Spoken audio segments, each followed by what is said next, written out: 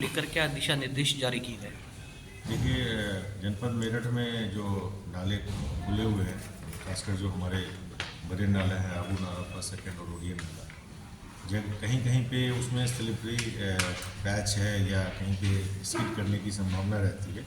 उसके दृष्टिगत हमने सीओ कैंट बोर्ड को कैंट क्षेत्र में और नगर निगम क्षेत्र में नगर आयुक्त मेरठ को कहा है कि उस स्पॉट को आइडेंटिफाई कर लें जहाँ पे कि टोपोग्राफी ना लेके वहाँ पे रोड जो है इस तरह स्लिपरी है या स्लोप बना हुआ है, जहाँ पे स्किड करने की संभावना है, वहाँ पे जाल या रिटेनिंग वॉल या अनप्रोटेक्टिव मेजर इंजीनियर से कंसल्ट करके लगवा लें, ताकि कोई भी वाहन या कोई भी आदमी स्किड करके नाले में न गिरे और जान माल की क्षति न हो। वाला है उसमें क्या चल रहा है सर, अपडेट बता दीजिएगा।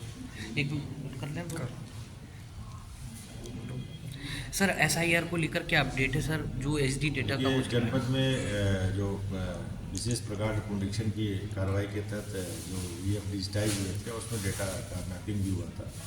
जो नॉन मैपिंग डेटा था वो लगभग 2,75,000 के आसपास था जनपद मेरठ में 7 विधानसभा क्षेत्र में। उसमें से सभी ईआरओ के द्वारा और ईआरओ और एडिशनल ईआरओ के द्वारा नामित भारत निर्वाचन आयोग के द्वारा किए गए डिफरेंट सेंटर पे, हर एक विधानसभा में कम से कम 4 या 5 सेंटर हैं बनाए गए हैं। वहाँ पे रेगुलर नोटिस दिए जा रहे हैं संबंधित वोटर को जिनका कि डेटा मैप नहीं था, यानी कि 1/1/2003 के वोटर लिस्ट से उनका डेटा उनके स्वयं का या प्रोजनी के माध्यम से मैप नहीं था। उनको नोटिस देके और पर्याप्त सुनवाई का अवसर देते हुए जो है उनको सुनवाई की जा रही है। उसमें भारत निर्वाचन आयोग के द्वारा और मुख्य निर्वाचन अधिकारी महोदय के द्वारा ये भी प्रावधानित किया गया है आदेश के द्वारा कि यदि कोई वोटर सेंटर पे उपस्थित नहीं हो पाता है तो अपना कोई भी ऑथराइज पर्सन अपना सिग्नेचर करके या पढ़ा लिखा नहीं है तो अंगूठा लगा के भेज सकता है, और अपना यदि डॉक्यूमेंट उसका वैलिड है तो वो वोटर लिस्ट में शामिल रहेगा, क्योंकि उसका नाम वोटर लिस्ट में ड्राफ्ट रोल में है। अब ड्राफ्ट रोल में रहे इसके लिए उनको एक वैलिड डॉक्यूमेंट जो भारत निर्वाचन आयोग के द्वारा निर्धारित है वो देना होगा, और सुनवाई के लिए खुद उपस्थित होना आवश्यक नहीं है।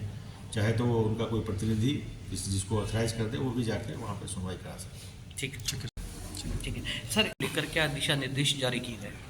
देखिए, जनपद मेरठ में जो नाले खुले हुए हैं, खासकर जो हमारे बड़े नाले हैं, आबू नाला फर्स्ट सेकेंड और ओडियन नाला, जब कहीं कहीं पे उसमें स्लिपरी पैच है या कहीं पे स्किड करने की संभावना रहती है।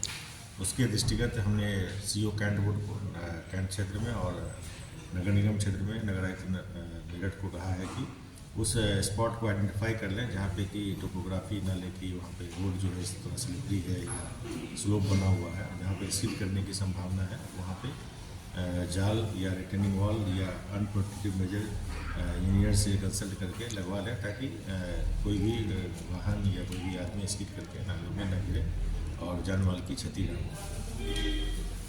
ठीक है सर, वाला है उसमें क्या चल रहा है सर, अपडेट बता दीजिएगा। एक कर लें तो।